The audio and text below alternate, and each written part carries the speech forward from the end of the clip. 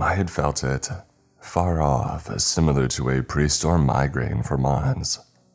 Like some force in the world had plans for us that we didn't know about but could see forming. The pregnancy had been rocky from the start, not to mention how many IVF treatments that it took. It felt like both our lives had been on some rickety train track, somehow still clinging to the edges. I mean, neither of us were ready, and we both knew it. It was like a third person was already in the room, constantly waiting to be introduced so they could talk some sense into us. Jules was getting worked to the bone at the hospital over the past year, understaffed and underpaid. She took time off as soon as she could when the pregnancy was confirmed. She told me that she had similar feelings as I did, like something was coming, and not just the baby. She kept saying that she just wanted me home, on the couch beside her at night, my hands on hers as she massaged her growing belly. That was all that she needed for comfort.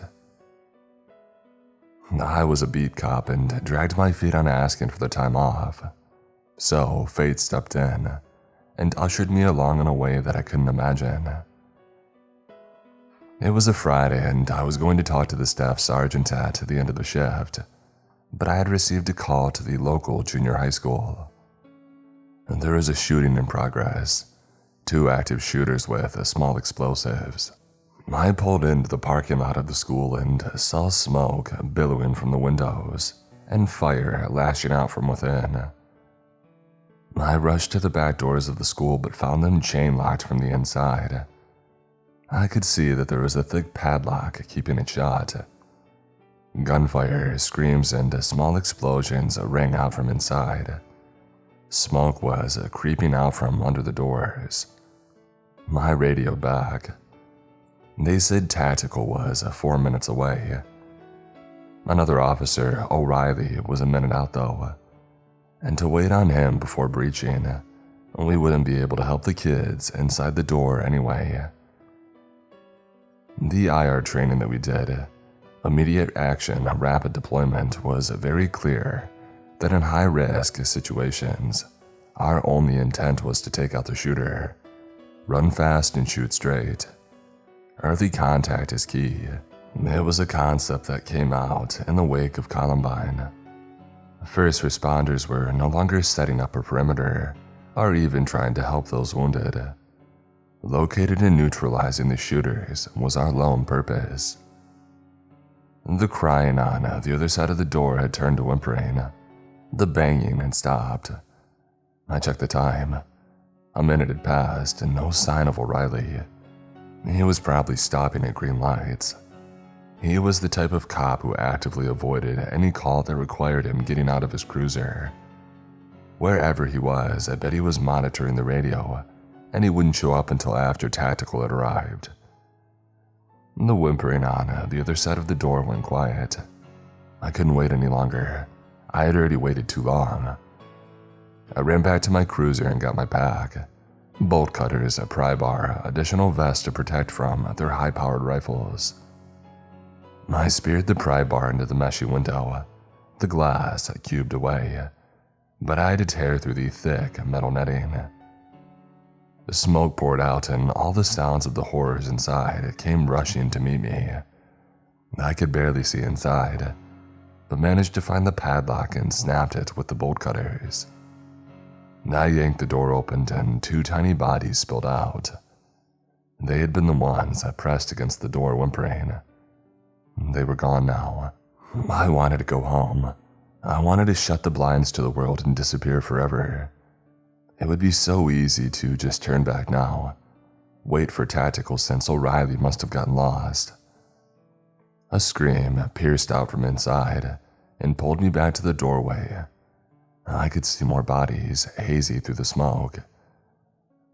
I pulled my Glock and I slid in through the door, finding destruction like I couldn't imagine. My senses were overwhelmed. The air reeked of cordite so heavily that I felt like it was coating my lungs. My ears were ringing from the gunfire and explosions overhead. The smoke detectors were screeching in short bursts, adding to the ringing. Some had been shot off the ceiling, but still squeaked out a distorted alarm. And the walls, the ones that I could see, looked like they had been painted red. Smoke hung in the air like a storm cloud. The hallway floor was lined with bodies, tiny backpacks strapped to them. What a weapon can do to a body is indescribable. I walked towards the end of the hallway where a staircase led up. The gunfire and explosions were coming from the second floor, so that's where I was going. I made my way down the hall, ducking just below the smoke line and keeping my eyes trained away from the floor. I was 10 feet away from the staircase when the war zone upstairs went quiet. Gunfire, explosions, screams, it all muted out. Only the occasional and distorted smoke detectors pierced the silence. I kept moving. A new sound startled me, causing me to nearly fire off my gun. It was a cell phone chime, muffled out from underneath one of the bodies. And then another ringtone, and another. A chorus of phone calls were coming in to various cell phones, and all I could think was how sad I was for the parents who would never hear their children's voices pick up on the other end, or ever again. And my heart broke for them all. All the parents who had dropped off their kids in the morning, not knowing that they were saying goodbye. And then I heard whistling, laughter, joking and talking. 2 voices, males, they were coming down the staircase. I took a knee to the left of the stairs and I trained my Glock on the stairway entrance. I was off to the side just enough that they wouldn't see me until after I had seen them. The laughter got closer, echoing down the halls. The whistling started again. He was reciting the tune of Pop Goes the Weasel. My finger rested against the trigger. I was ready. The laughing and whistling harmonized together now to the same tune, echoing louder and closer. I trained my gun at head level. No, chest level. 2 in the chest, but the first one down and then the second. But what if there's a third? Footsteps hit the last row of stairs. 2 sets of footsteps, only 2. My gun was hair-triggered on the entryway. Pop Goes the Weasel got louder, more disturbed. 2 shadows appeared in the entrance. My finger hovered on the trigger but didn't pull. And then they appeared in the doorway. Both had been dressed in skeleton print suits and carried chest kits and ammo vests with additional handguns to accompany the rifles. They both appeared to be late teens, but I couldn't see their faces. The first one hand-painted on a clown face, with an exaggerated, toothy grin up his cheeks. It was frightening, as the rest of his face was smeared with red ink. The other kid had a Hannibal Lecter mask on, and it was smeared with blood, which I couldn't tell was real or fake. They saw me as soon as I saw them, but all 3 of us froze. I had the drop on them, my Glock already leveled at my target. They smiled and dropped their guns and held out their wrists to be handcuffed. "Arrest us. You'll be the hero," they said tauntingly. I couldn't take them in. I didn't think about whether they had explosive charges on them that could have been blown up, not only us but possibly even the entire school. I didn't think about how prison would be for them for the rest of their lives if I brought them in. All I could think was how much I wanted them buried under the prison and erased from history. I put 2 in the smiling teen's chest and 2 in the Hannibal kid's chest. They both went down hard. I felt rage take over completely, and I unloaded the rest of the magazine between the 2. I peppered their faces, and I didn't want them to have an open casket. I never wanted anyone to see these 2 again. I was put on leave as SIU came in to investigate. I was brought in multiple times. Interviews racked my days, and there was very nearly a criminal case against me by the parents of the shooters. They had a reasonable case against what I did. I just can't imagine having the nerve to bring it forward after what their children had done. I had been off work ever since, which had been the plan before, just not in this way. Nightmares haunted me. All of them were with the two boys. I was older in the dream, and somehow I knew that I had a daughter in an upstairs classroom, but I couldn't get to her. The floors were wet cement, and I felt like my muscles had been stripped from my legs. The dream would always end with a chase to get to her, and I always lost. There were a few weeks where I was almost positive that I was going to jail. The lawyer had called and told me prosecution was seeking 5 years for each of the kids and a massive lawsuit against the force. But in the last week, it all crumbled away. It turned out to be a pie-in-the-sky hope from the prosecution, and I was let off but put on leave with mandatory weekly visits to a behavioral psychologist to start immediately. I figured that was a fair trade, even though I was feeling more and more like I didn't belong in the force. The investigation coming up clean was a gift and a lesson. I didn't belong there. What I was going to do now, I had no idea. I had some time to decide, and with Jules pregnant, our hands would be full for a while. With us both home now, I had seen changes in Jules as the pregnancy wore on. More and more, I would find her in the baby's room, holding up the tiny onesies over her belly, the little socks and the beanie caps, looking through the picture books that we would eventually entertain her with, getting used to the sway of the rocking chair. There is a basket filled with yarn and sewing needles that Jules put together and had been learning over the past few weeks. She was embracing it all, despite the dark cloud that we had felt lingering. It was Friday, and we had gone in for Jules' last checkup before delivery next week. I had been dreading it, thinking that something would come up, something unavoidable or unfixable. But the baby was perfect. Our little girl was healthy and ready to be delivered on her due date. On our way home from the OBGYN, I had noticed the Wakewood subway station was closed off. In fact, the whole street was. There were white vans and trucks and scientists in hazmat suits, and a strong military presence.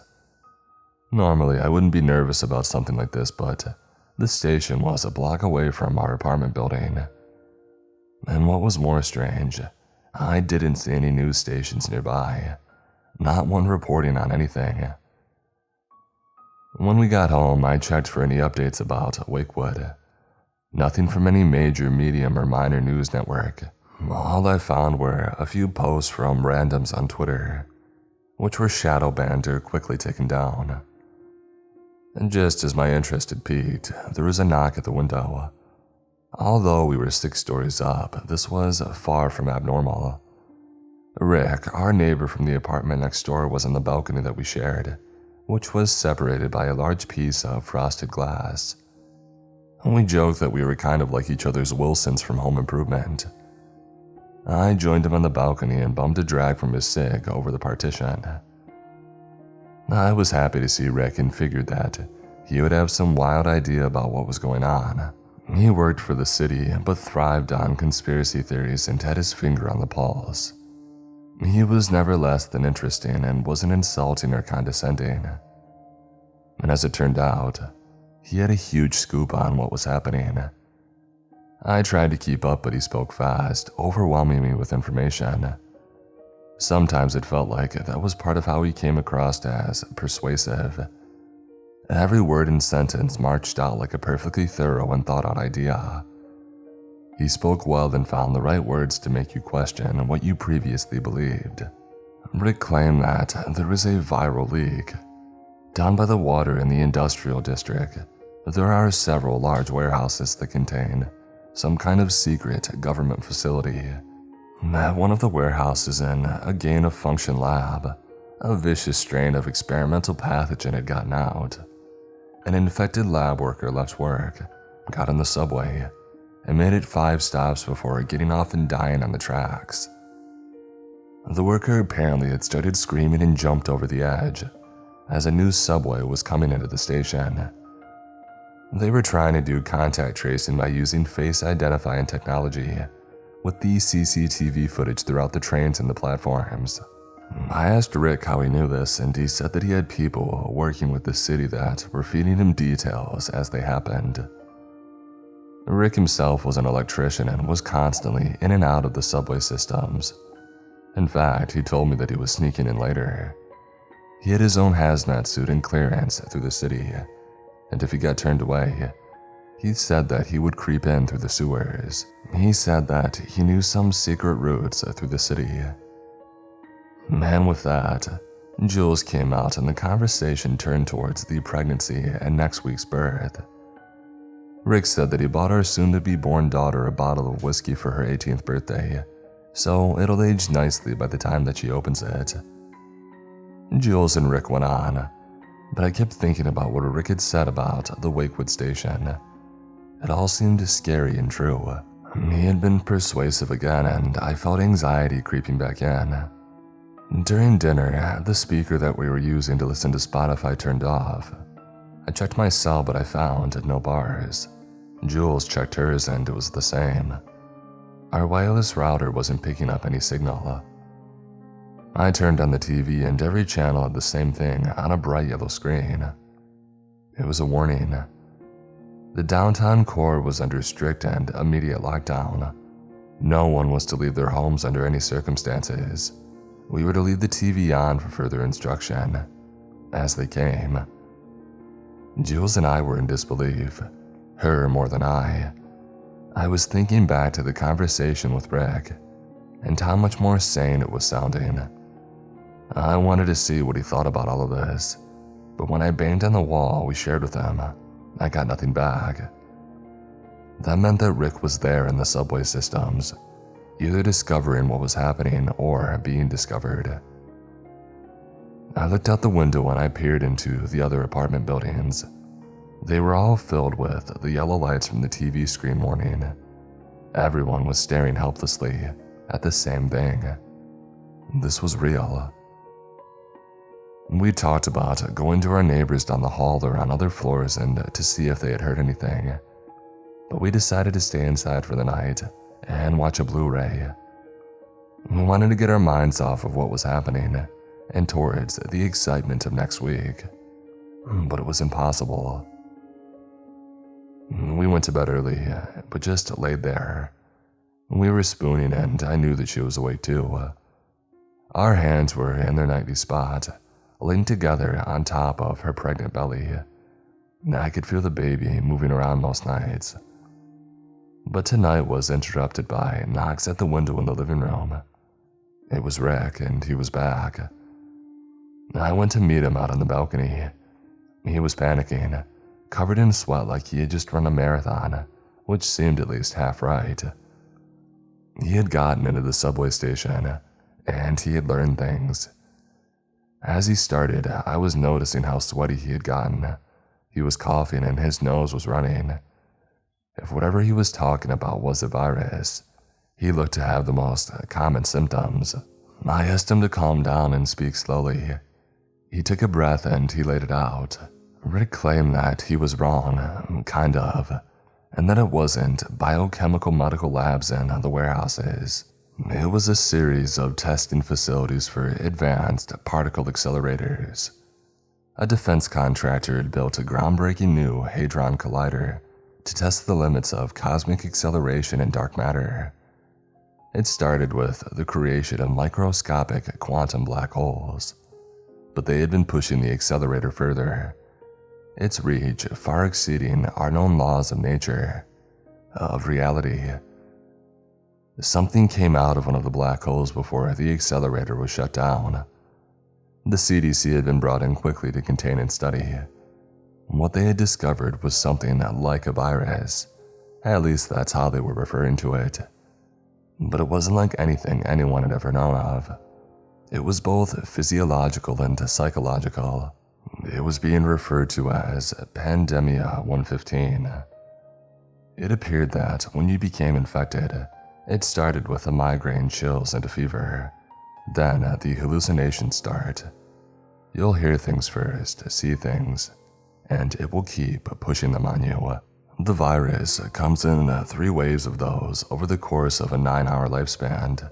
It operated by latching into our nervous system and adrenal glands, feeding off our naturally occurring cortisol spikes during fear responses. The hyper-intelligent virus finds our most personal, fear-inducing thoughts, and it supercharges them, strengthening itself as we grow weaker. In the end, the virus burns the host out with a fever of 115, and what was worse, it had an 80% infection fatality rate. Rick went into a hacking coughing fit, which he then blamed on too many cigarettes, but it didn't look like that. It looked like his body was trying to fight something off and it was losing. I was getting more nervous.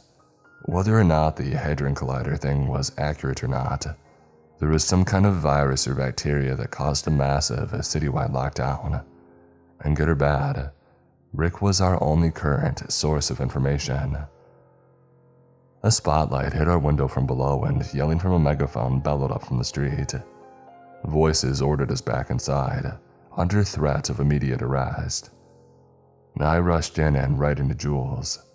She had been there at the doorway to the balcony listening. We ducked down and shut the door. The spotlights turned off and the eerie stillness of the quiet downtown returned. Jules and I whispered to each other. She told me that she had heard most of what Rick had said, and it all sounded crazy.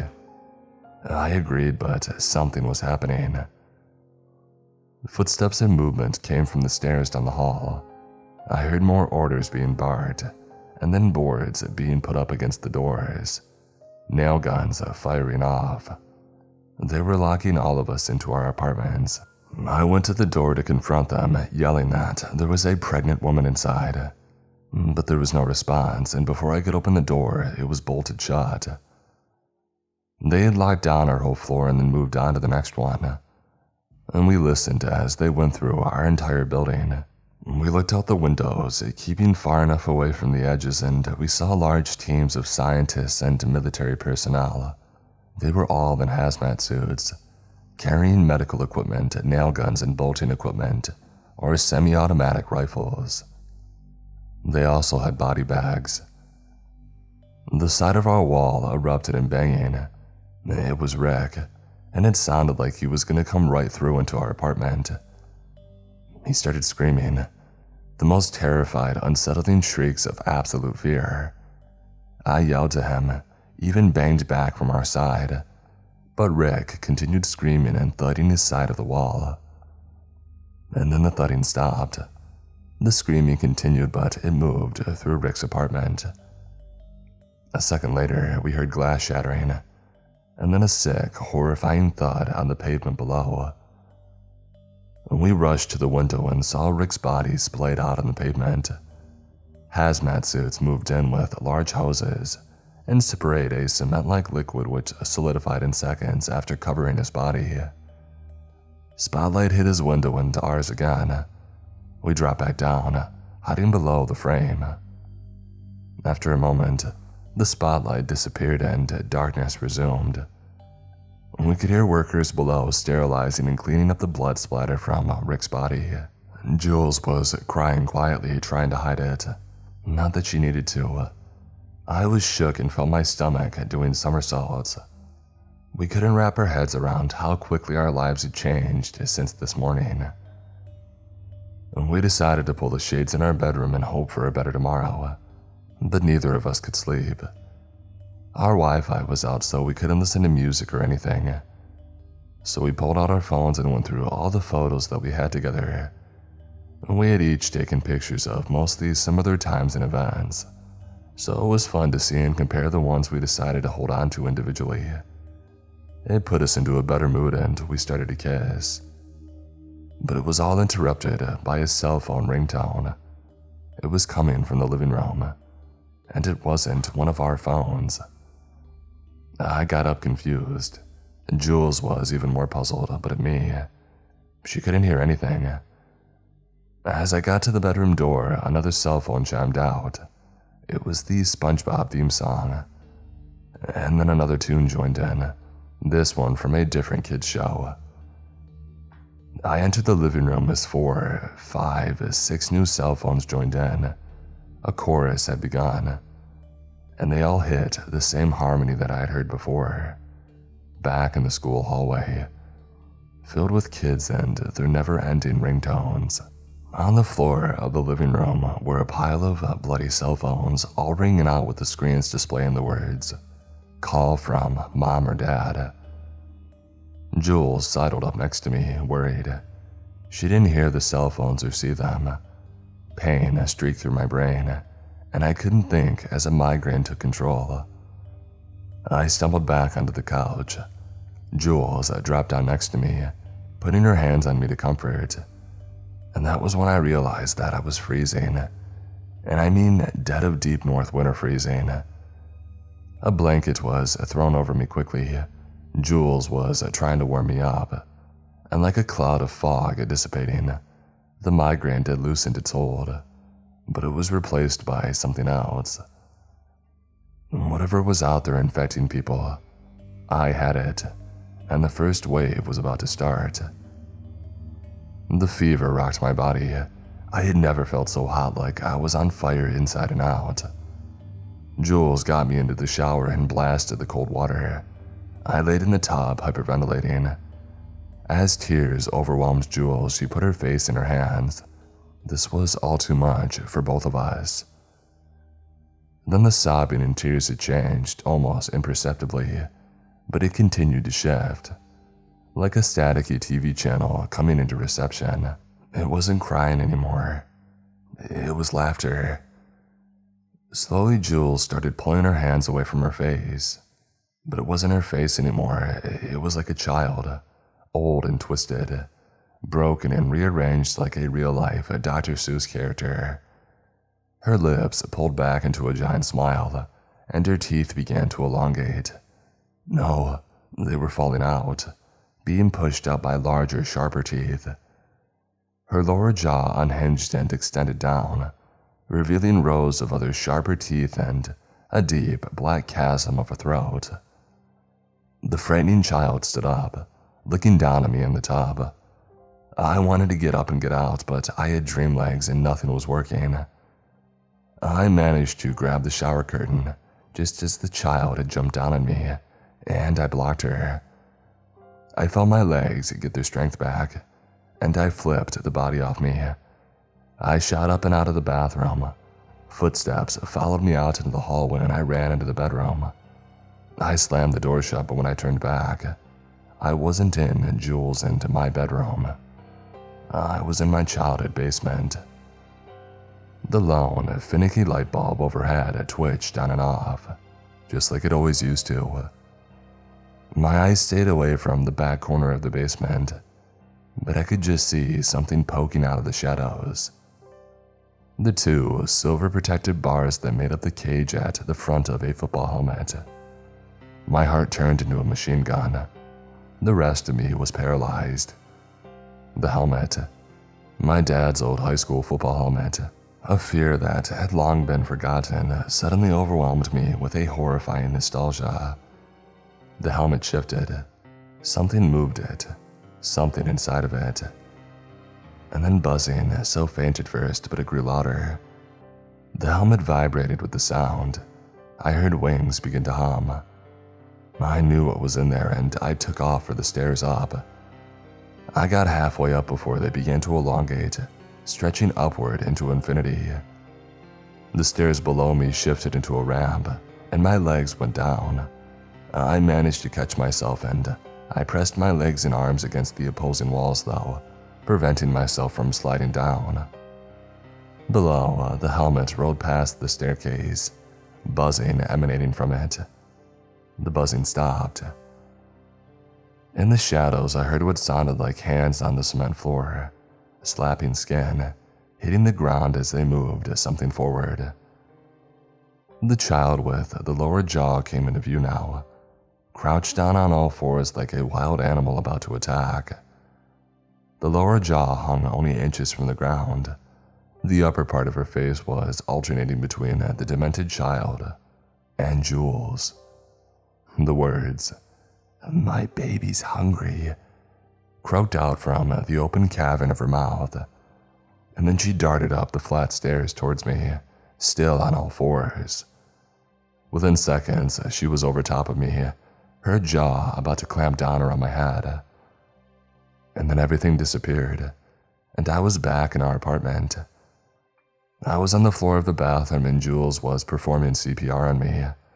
I felt like my lungs had been used to run back-to-back marathons and my heart had been in a pain shaker. I was jittery and panicked, my eyes darting around the room looking for predators. But none came. The first wave was over and I barely made it through. It felt exactly like Rick had said. And with that, the frightening realization that Jules was likely going to have it now too. And with the baby in her belly. It couldn't have been more than a minute later when Jules keeled over, gently rubbing her temples. The migraine had started. I watched as the chills swept across her body, then the fever. Then for a moment she seemed lucid and fine.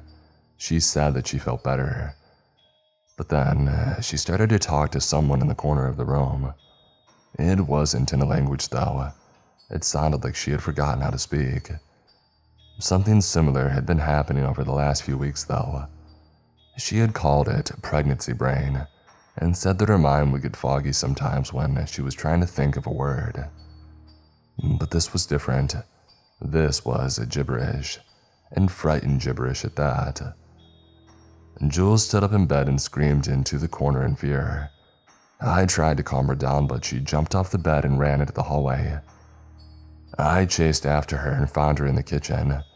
She was rifling through the utensil drawer and found a pair of scissors, and she had the pointed end at her belly and was yelling at someone behind her. I froze, afraid to move and cause her to panic. She didn't seem to see me, so I moved in slowly, planning to somehow get the scissors from her hand. I was almost at her when her attention turned from over my shoulder to right in my eyes. She pulled the scissors away, raising them above her head and slashing at me with them. I managed to catch her wrist and twist it until she had dropped the shears. I grabbed her other wrist and pulled her down carefully, being mindful of the baby. I held Jules tight as she squirmed against me, trying to get away. Slowly, her fighting had eased, and I felt her body going limp. Her breathing slowed, and then she shuddered and came to. She was back, awake. Jules was trembling. Whatever she had seen had shaken her to the core. I carried her to the couch and we got as comfortable as we could.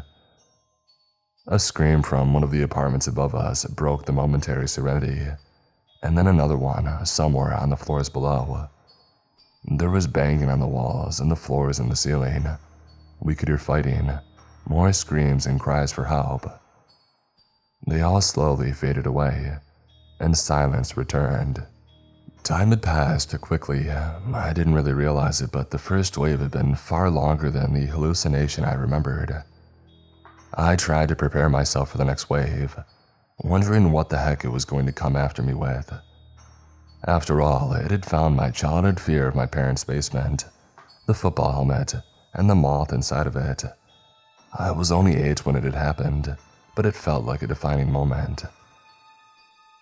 I had been playing in my parents' basement when I had stumbled upon my father's old high school football helmet. I slid it over my head and I strapped it on. What I didn't know was that there was a baby moth inside of it. The tiny creature panicked and ended up flying into my ear.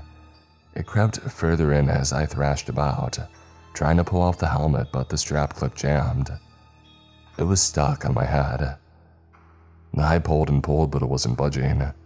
And the whole time, all I could hear was the humming and attempted buzzing of the moth as it kept going deeper. My mom found me screaming and took me to the hospital. The little insect had burrowed in so deep that I had to get it surgically removed. The buzzing and the humming haunted me for months. I had nightmares about the moth laying eggs in my brain. My parents kept telling me that it was a baby and it couldn't carry any eggs yet, but I didn't believe them. Thinking back on it, remembering the details, made me more afraid of the virus and what it would find in my psyche. My memory raced through the minefield that was my past. Not just being a cop, which I had done for half a decade and had seen horrible things that became new fears, but all kinds of things from my teenage years, my childhood. Jules nuzzled her head under my chin. For a second, I forgot about the world and I enjoyed the moment. But like everything else, it couldn't last. I felt that lightning bolt of pain strike through the center of my head. I curled forward, rubbing my temples, knowing that it was about to start all again. The chills creeped in as the migraine eventually dissipated. The chills were colder this time. Somehow, I could see my own breath like the air in my lungs were frosted. But that quickly melted away as the fever was tagged in. It felt like I was sitting in a bonfire in the middle of the Sahara Desert, wearing 10 fur coats while pouring gas on myself. It lasted for what felt like an hour. But then it too was gone, and Jules helped me get from the cold shower back to the couch. Not a moment after I hit the couch, a lone scream pierced out from one of the floors above. It was from a child. I asked Jules if she had heard it, but she had disappeared. Only the distant echo of her voice remained. I wasn't in our apartment anymore. I was back in the junior high school. I was sitting in a classroom chair, one of those small ones with a tiny desk attached to it. I was surrounded by bodies. Students stacked high and formed into a tightly packed maze. It was a horrific sight. I realized I was the same age as these kids, 12, maybe 13. A tune whistled out from somewhere in the maze. Pop Goes the Weasel. I couldn't tell where it was coming from. And then another whistle joined in, but this one was from a different direction. They harmonized together. A low hum joined in, a buzzing. The only thing that I could think of doing was the only thing that I had ever been taught about mazes, which was the wall follower rule. It was simple enough. If you put your right hand in the wall and you walked, it will eventually lead you to the exit. I had to learn this the hard way when I was a kid. I had gotten lost in a corn maze at a Halloween fair in the country. It wasn't supposed to be for kids, but I had wandered in and I wasn't found for over an hour. I was terrified when they had pulled me out. I thought there were things amongst the corn, creatures coming for me. The virus had found that memory, that fear, and seized on it. I wouldn't put my hand in the wall of bodies, but I held it out close to it and I started off through the maze. The whistling was further off now, but the two were sounding closer together, like they had found each other. I kept going. The maze pathway led me out of the class and into the gymnasium. Smoke hung in the air, reeking of cordite from the gunfire. There were bodies hanging from the rafters above. It was dark, but I could tell that they were the teachers. Crying was coming from somewhere in the middle of the maze, my legs leading me towards it. Everything felt like it had that surreal, constantly forward-moving momentum that dreams always carry. Like whether you're walking or standing still, you're basically on a conveyor belt to wherever your subconscious is taking you next. My right hand was still stretched out to the wall of bodies, and tiny hands were brushing against it as I passed. The pathway grew narrower and taller as I got closer to the crying. I heard rustling above and I looked up. The teachers were now lowering down from the rafters and into the maze with me. They were joining in with the whistling from the boys, causing a loud echo throughout the gym. I tried to pick up my pace, but I had no control over it. The whistling was overwhelming, and mixed in with it, I could hear the children's ringtones joining. Humming and buzzing came from the sides of the walls, and there was movement amongst these stacked up bodies. I turned a corner and I found myself in a dead end. But I wasn't alone. There was a little girl there and I recognized her immediately. It was Jules. I had seen pictures of her as a child, not that I needed to identify her. She had that same face, just 15 years younger. She asked if I was here to save her. I said that I was, but didn't know how to. She took my hand and told me just being there was enough. The whistling and the ringtones got closer. Jules led me back on the path that we had just came, but there was now a fork in the lane leading off to the left. The sounds were coming from the path to the right, so we went left. The maze led us out of the gymnasium and into a large room with an indoor pool. It was the Crestview Community Center. I remembered it from my childhood. I had taken swimming lessons here and I nearly drowned. Before I could ask her why she took me here, young Jules grabbed my hands tighter and pulled me over the edge. We were both fully submerged, her pulling me down to the bottom. But I had managed to break free from her grip and I swam to the surface. And then I saw them, pouring in through the entrance. All of the dead students and teachers surged into the pool. They were coming for me. I tried to swim again, but the water was thick and my body felt like dead weight. I wasn't moving. Hands grabbed every part of me as the bodies swarmed me, pulling me down into the now blood-filled pool. The last thing that I saw before going under were the two shooters standing at the edge of the pool laughing. Their hands were out in front of them, and the same handcuff me officer gesture. Dozens, hundreds of hands pulling me to the bottom of the pool, which I couldn't even see anymore. It felt like we were in the ocean. It was impossible to fight against, but I kept kicking and punching and thrashing against them. I kept thinking of Jules back home on the couch, waiting for me to wake back up. Their grips became weaker as I continued to fight back. I felt myself getting closer to the surface, pushing through bodies and pulling away from their hands. Just as my breath was about to run out, I burst through the surface, and I shot up beside Jules on the couch, gasping for air. She was still under, trembling with fresh vomit dripping from her mouth and chin down her chest. I wiped the vomit away and tried to clear her throat, but there were no obstructions. Her airways were open, breathing fast but unimpeded. I didn't know what to do. All I could think was to pull her close, hand in hand, and rub both over her belly. The trembling got worse, heavier. Jules felt like she was starting to have a seizure. Her head shook back in violent jerks and then she froze, head back mid-scream. Her chest wasn't moving up and down from breathing. Jules gasped forward, nearly falling into the coffee table, but I caught her. Jules was awake and she was alive. We both were. And before she had managed to catch her breath, she was sobbing, a terribly sad weep. I couldn't imagine what she had just seen, been shown.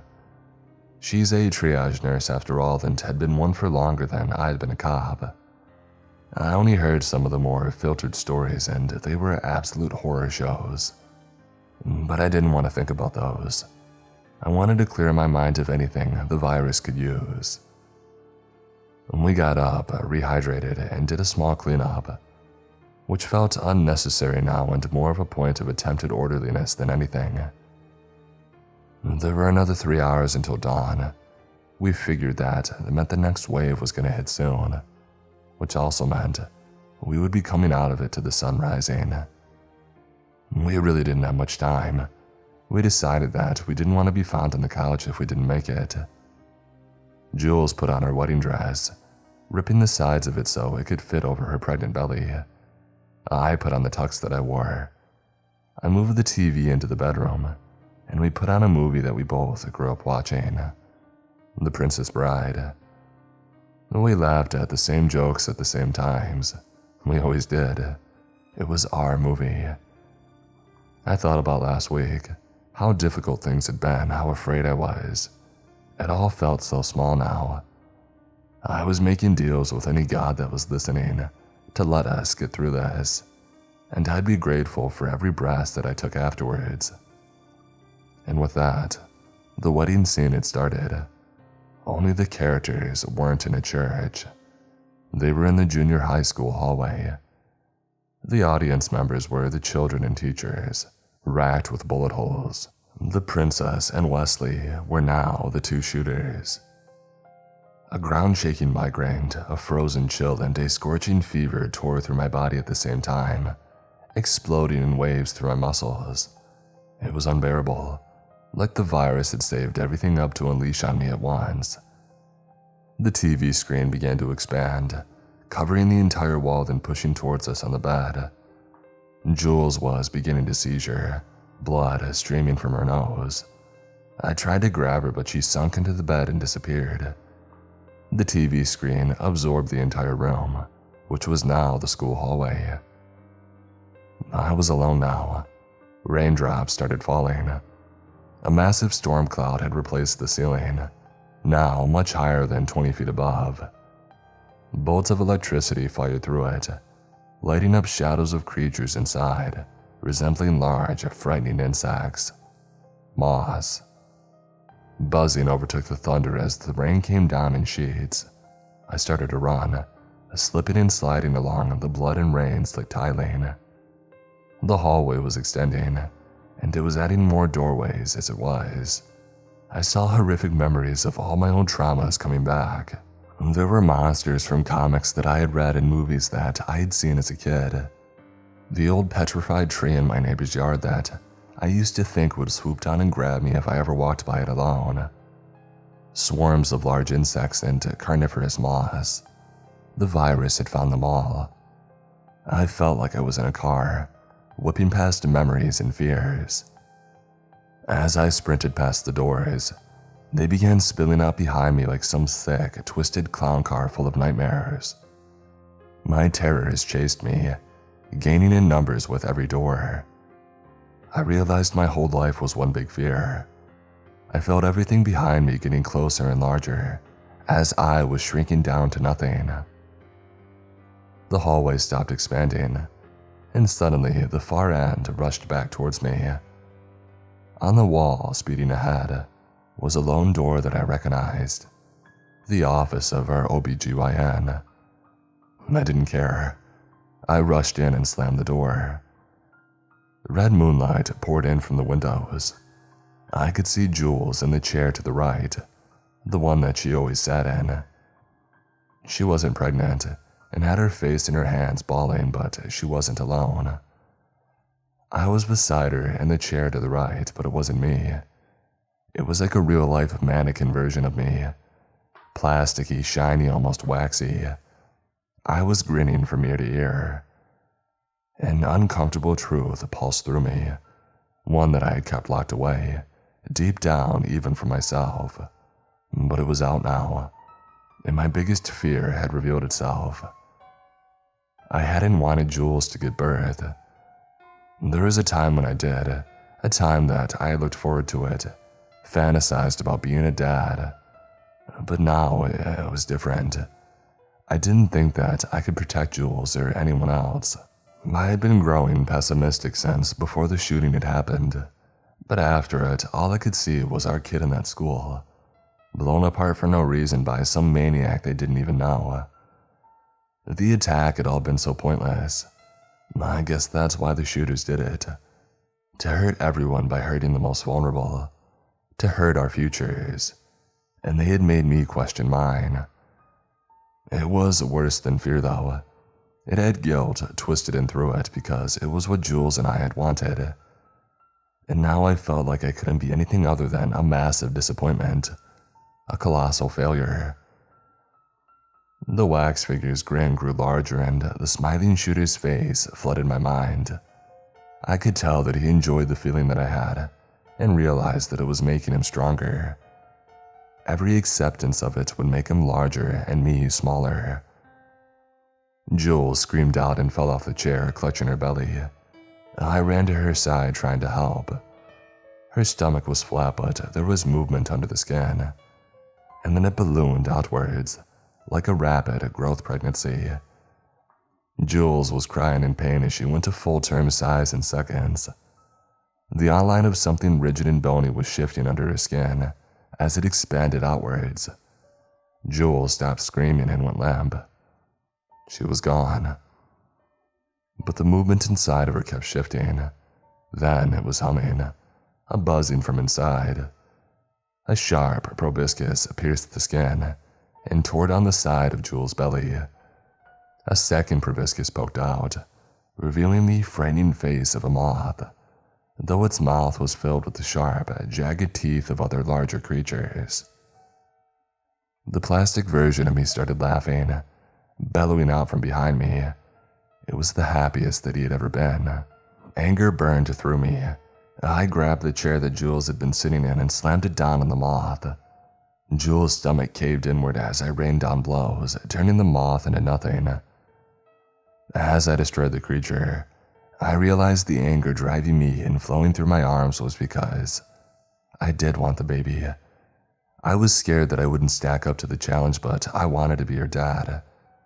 I was reminded of all the positive daydreams that I had of having a baby, a child with Jules, what we would do together and how we would learn and grow. The moth stopped moving. Everything went quiet. I looked down at Jules and felt air leave the room. My heart stopped and rose into my throat. We were back in our apartment. The sun had risen high in the sky now and filled the living room with light. I was standing over Jules, holding one of the stools from the kitchen. It was a horrifying sight. An open cavity now, the remnants of what it once was. And it was all done by me. The aftermath dripped from the stool in plops. I dropped it in a daze now, unbelieving of what I had done. I couldn't cry or think. I could barely breathe. I couldn't come to terms with what I had committed in my mind, fractured into millions of acidic thorns. I felt like literal poison, toxic. A breeze passed through the apartment and I noticed the windows open.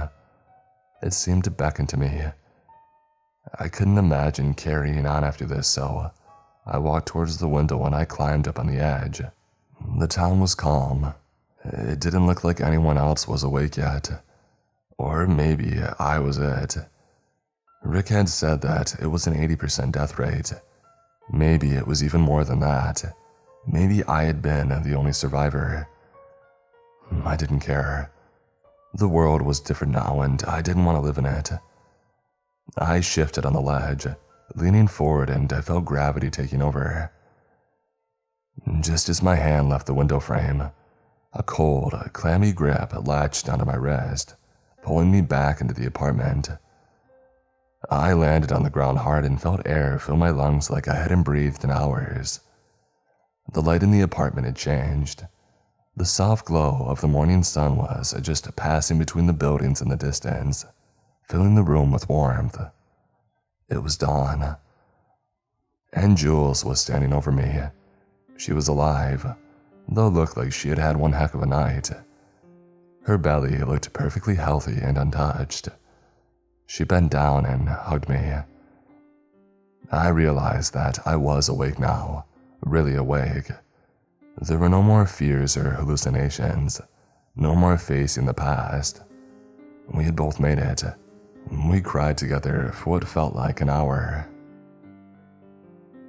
2 days later, the bolts were removed from our doors and the hazmats had arrived again. All surviving tenants of the building were now immune and clear to leave. Jules and I were the only ones. Jules was bombarded with pressure waves and we were rushed to the hospital. We were examined and she gave birth in quarantine to our beautiful, healthy daughter. In the weeks that followed, there was a change between us. The ground below our feet felt more stable. Everyday issues felt so small and easy to overcome. Jules and I had gone to war together and had come back closer than before. I felt my courage and strength grow every day, and I know that Jules did too. Whatever she experienced, she overcame it, same as I did. We still don't know what happened that weekend. We signed NDAs and received a small sum of hush money. The mainstream media were feeding talking points about a natural gas leak in the subway that had caused hallucinations and death. But we know that's not true. We know something leaked out and destroyed most of our small town, and the government somehow contained it and hid it. Hopefully, nothing like it ever leaks out again.